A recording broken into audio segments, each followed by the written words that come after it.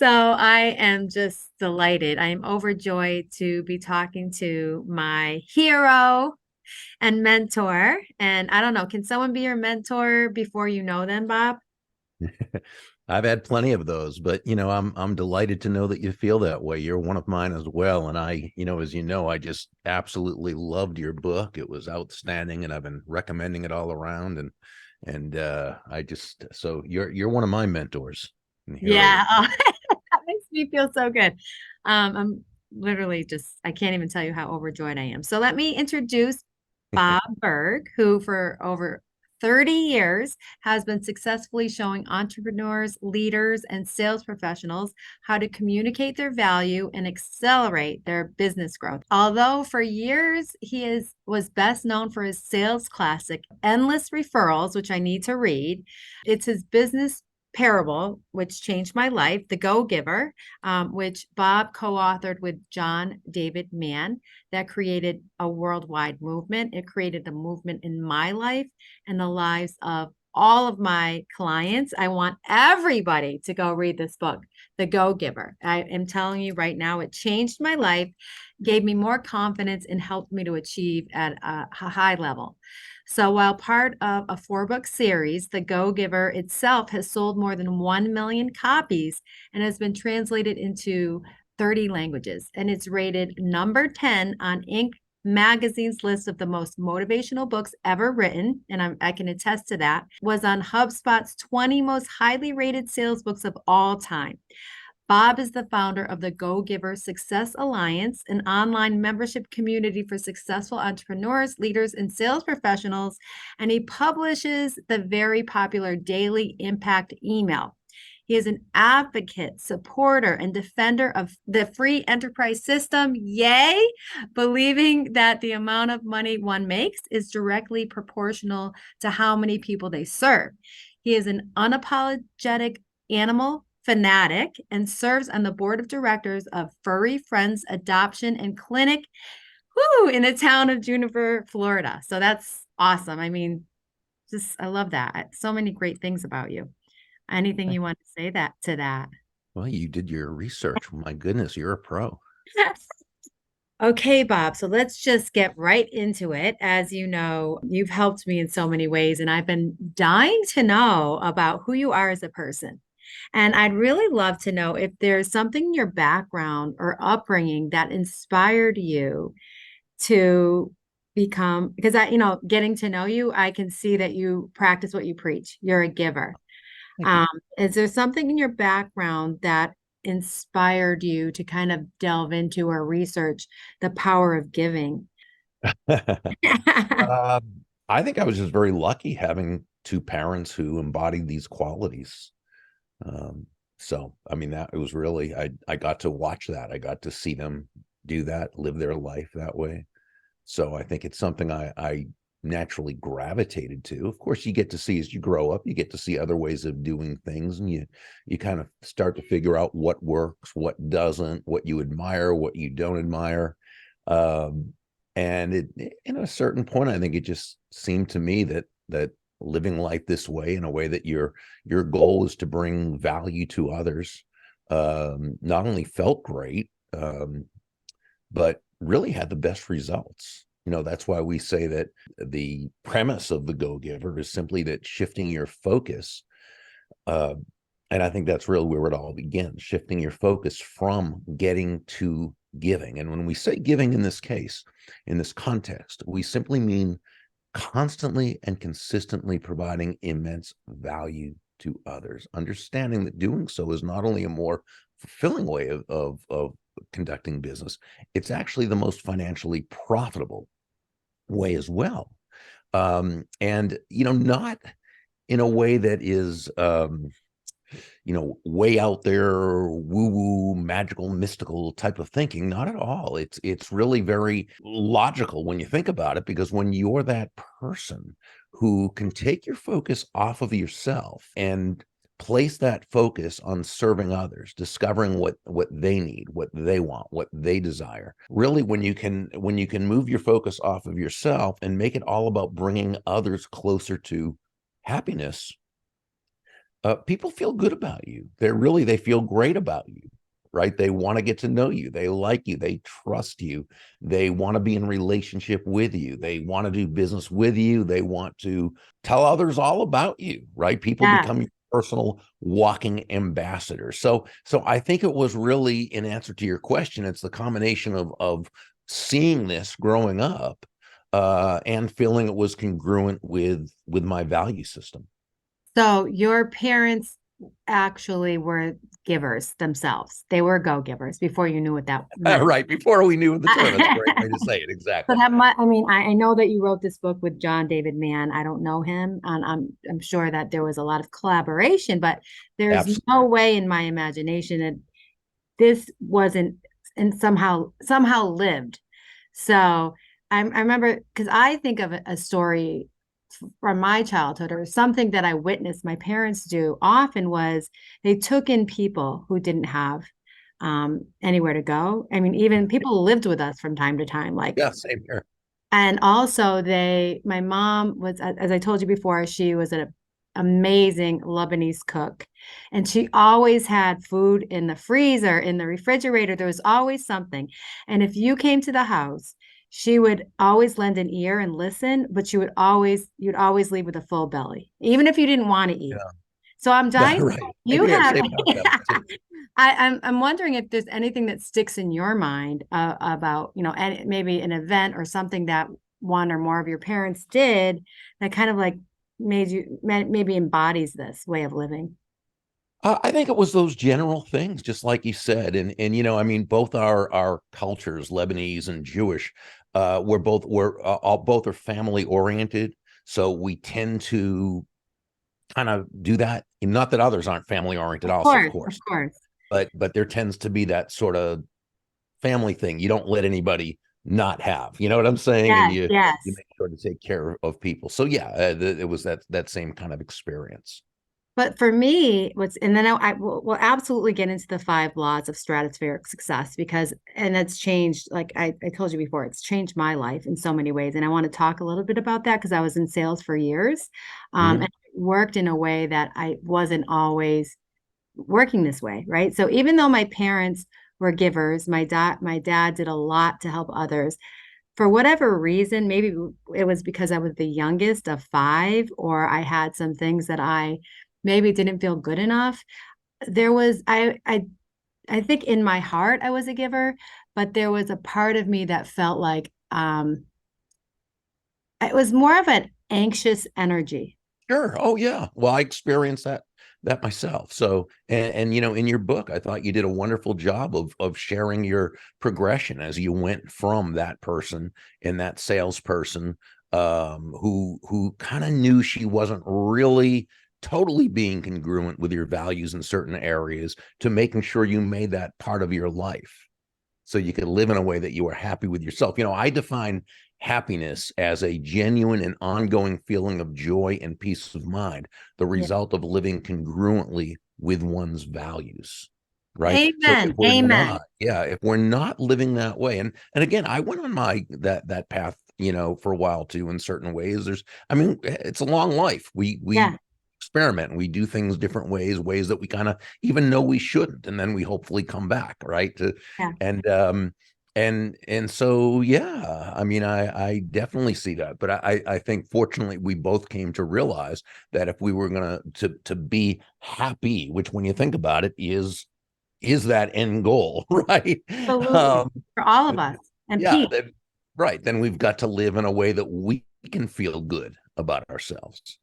When I was in sales, I did well, but at what cost, right? I wasn't feeling good about it. I was always stressed out to the point where I wasn't feeling fulfilled and I wasn't happy. And it was this like really unhealthy cycle where I had this frantic, desperate energy. And when you're in that energy, I was more worried about what I was getting from people, and I was showing up as not really myself and people, there's no way people don't sense that nervous energy and they don't feel like you're real. Right. So your book helps me to realize that part of me that doesn't feel good enough, that's nervous and worried and scared, is not really who I really am. And the secret to getting back or to like connecting and to being happy is giving. So I just kind of wanted to talk about my experience before I get you to talk about the 5 laws of stratospheric success and see if you can kind of um, connect those two dots. Yeah, well, I mean, everything you say to me makes such perfect sense. And again, it came through totally in your book as well, which is probably one reason I loved your book. And the authenticity that you shared, that you showed just through sharing, a number of incidents and your personal feelings and what we need to do in order to align ourselves. I think really we're very congruent with one another, in terms of our thoughts about this. I'm just honored to know that you found value in the book when you read it.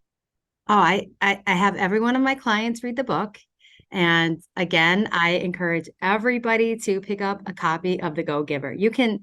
I love listening to it on Audible as well. And you can listen to that or read it within a weekend, and I can guarantee it will change your life. So, can you talk a little bit more about what the 5 laws of stratospheric success are and how they can help people to be more successful and happier? Sure. The laws themselves are the laws of value, compensation, influence, authenticity, and receptivity.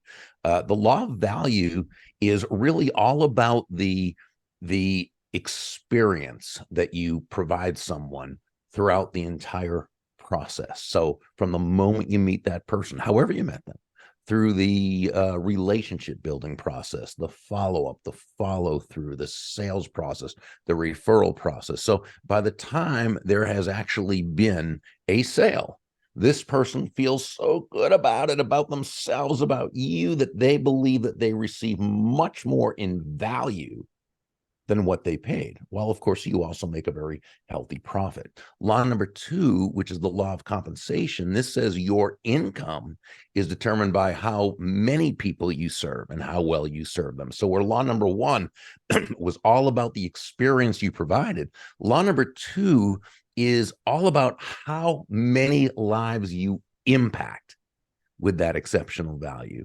And that's where in the story, the mentor in that part of the story, Nicole Martin, the CEO, she shared with Joe, the protege, that the law of value represents your potential income, right? Mm, But it's the law of compensation that represents your actual income, because that's all about impacting as many people as possible.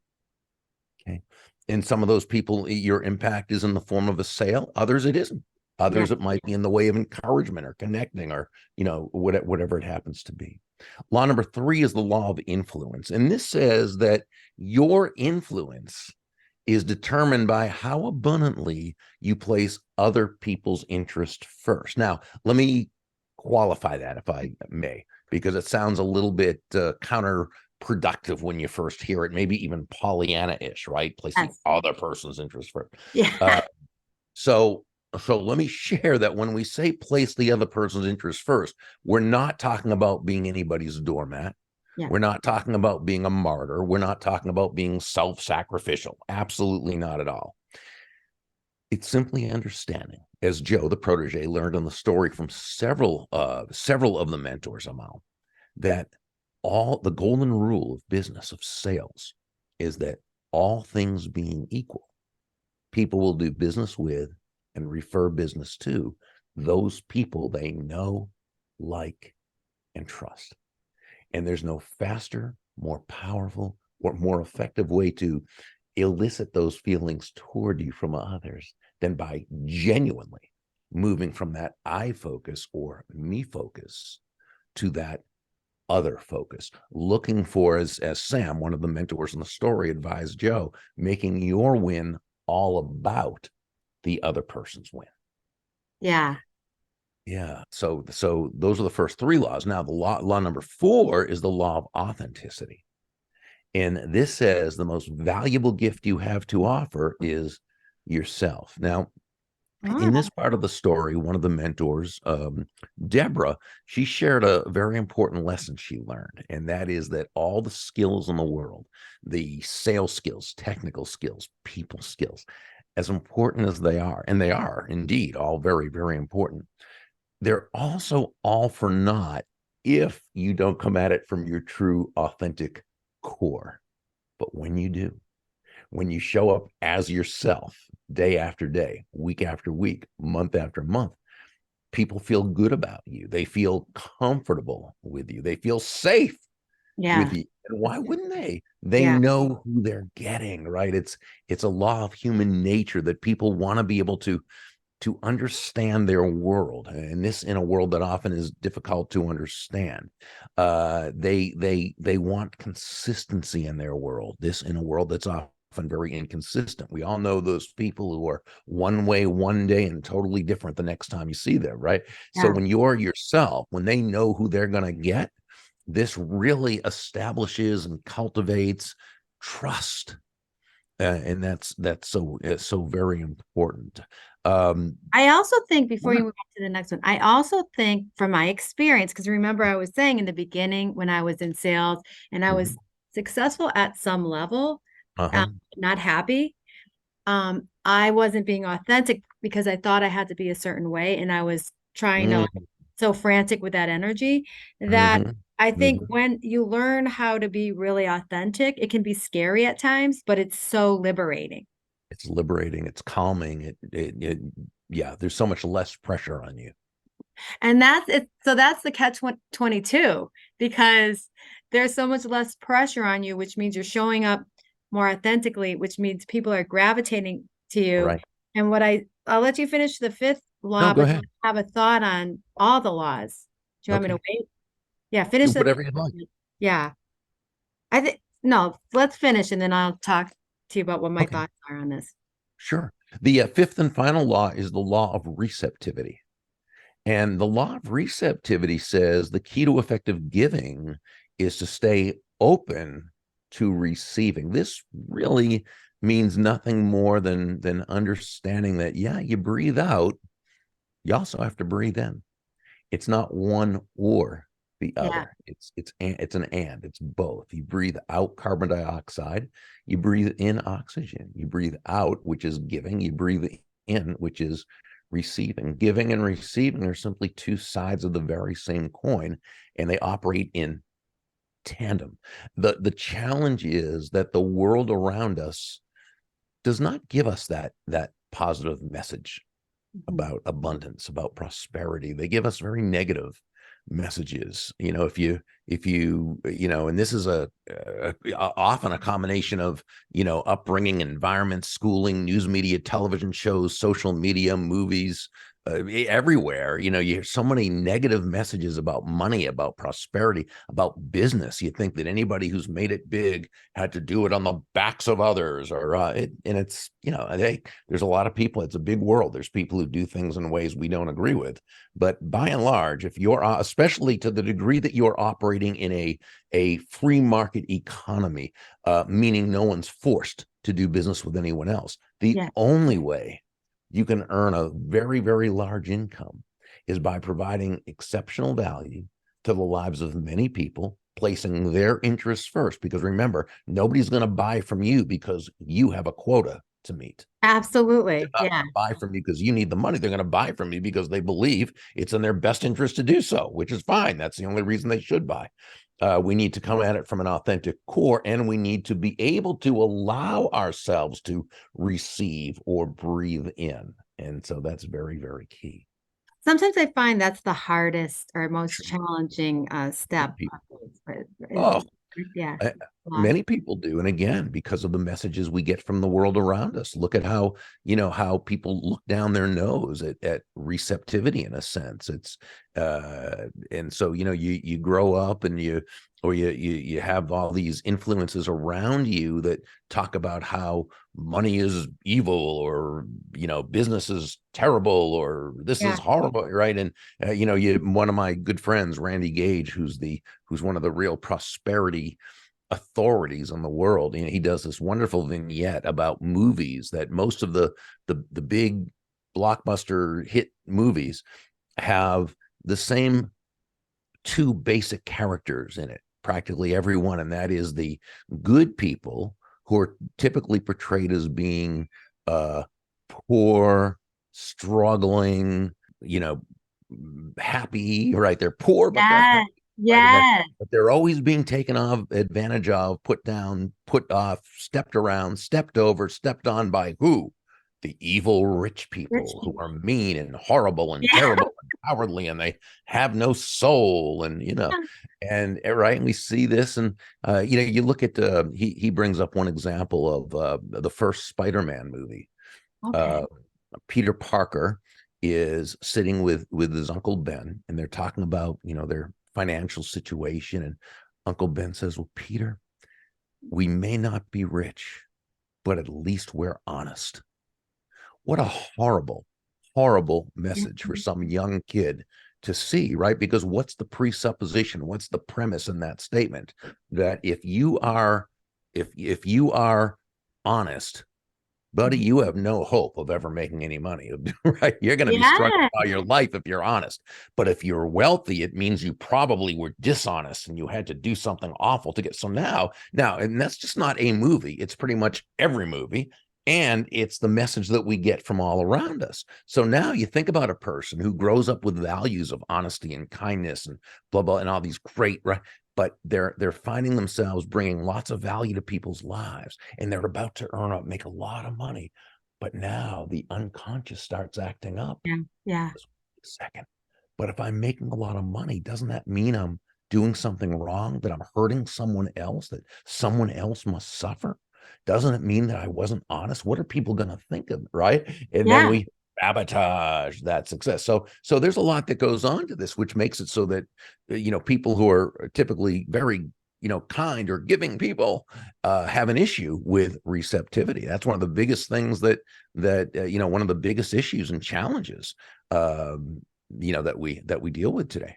I can't even believe you just brought that up because it's been on my mind for a while now. I just recently or I'm in the midst of doing a 21-day money manifestation challenge on this podcast. And one of the things that came up was how, like, even in the Old Testament, remember the parable that says it's easier for a camel to go through the eye of a needle than a rich man Yeah, I to think that was in the go to New Testament. I heaven? think that was in the I'm Christian. sorry. Okay, Yeah, yeah, than a rich exactly. man to go to heaven. Um, Yeah. Ooh, I mean, what? That's like I so know. long that Really? has this concept been around. And I mean, recently I've been really more aware of my thought process.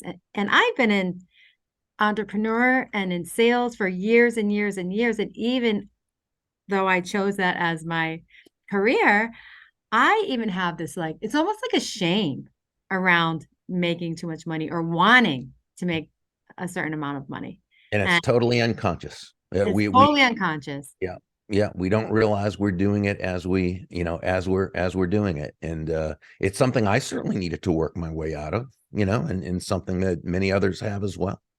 Yeah, that's what I love what you're saying here. But another thought I had when you're talking about the five laws is that, is this a long-term approach to sales? Because when you think about it, or to any interaction you're going to have where you're going to make a difference in someone's life, because what it really requires, I think, is kind of to let go of the outcome, just do the right thing, focus on what you can control, focus on serving, and then you kind of have to let go of what happens.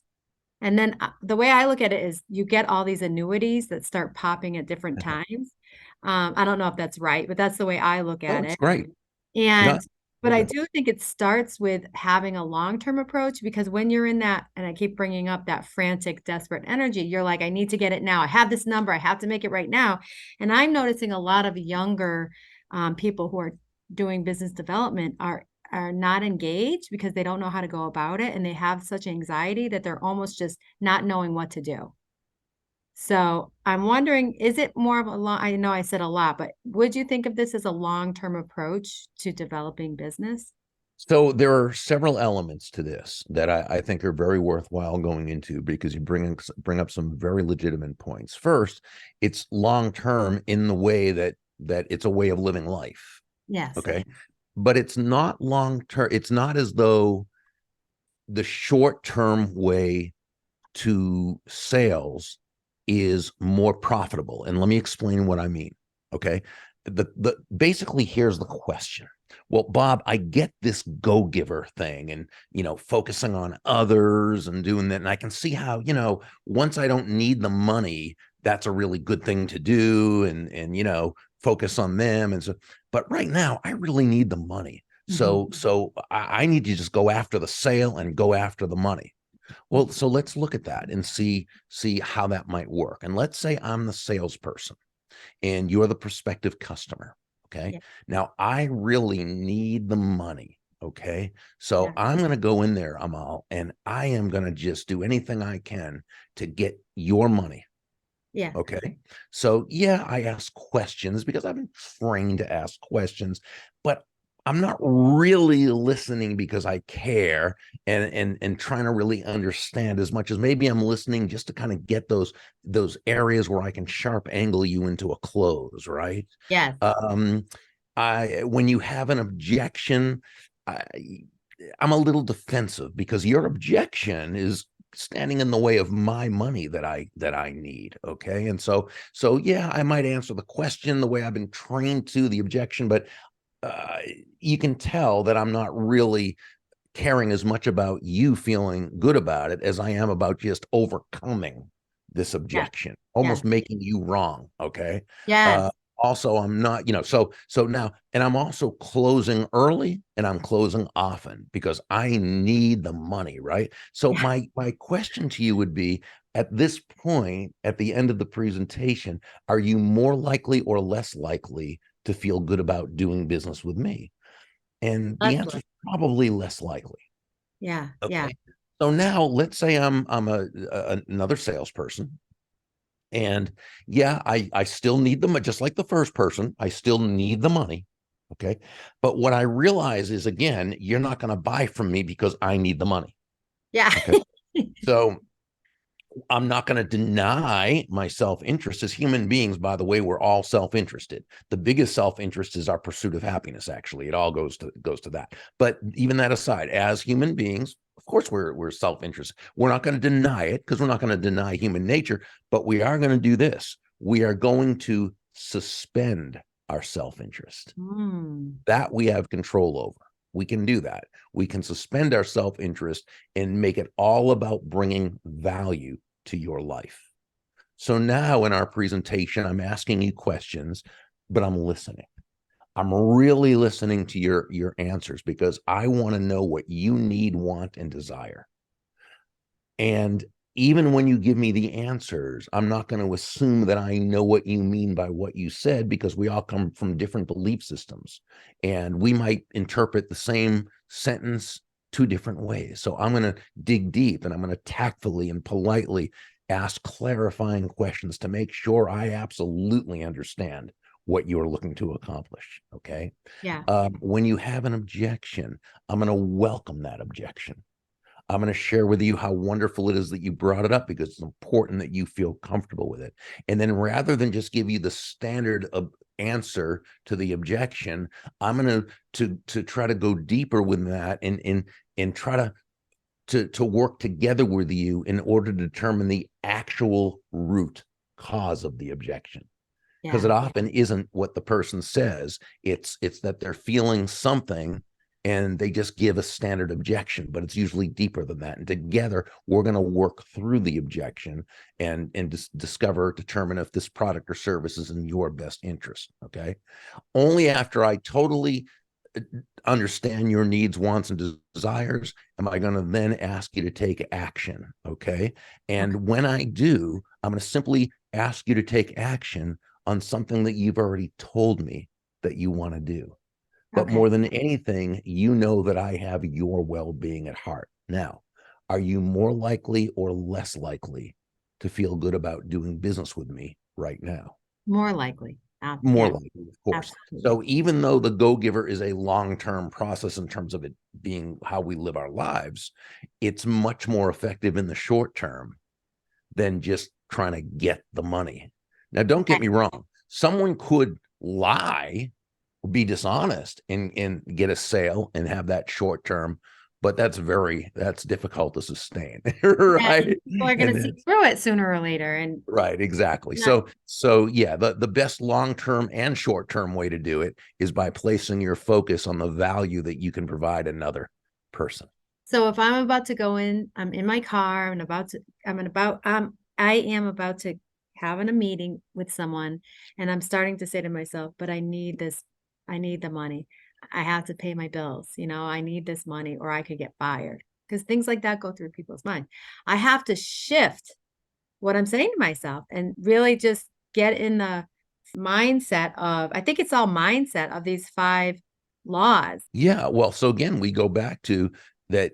If you're saying to yourself, well, I really need the money or else blah, blah, blah, blah, what happens is you've got to ask yourself, okay, is that other person going to buy from me for that reason? And the Yeah, answer is no. So the very best thing you can do in your own self-interest is to place their interests first, yeah, that's such right? a Because that's why they're going to buy, yeah, unless you're willing to, again, lie, cheat, steal, which you're not willing to do. And we'd hope no, anybody watching or listening isn't able, because it's not congruent with your values and you wouldn't do that. values. Right. But if you want this sale to take place, you've got to make it about them. Yes. So you talk about an entrepreneurial spirit. How does the message in the Go Giver apply to people that aren't entrepreneurs or aren't in sales?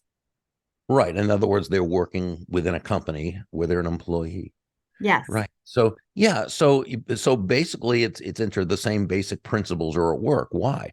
Well, as an entrepreneur, sure, your end user is the client, the customer, right? And your job is to please them, right? Obviously, because Yes. that's why they're going to buy.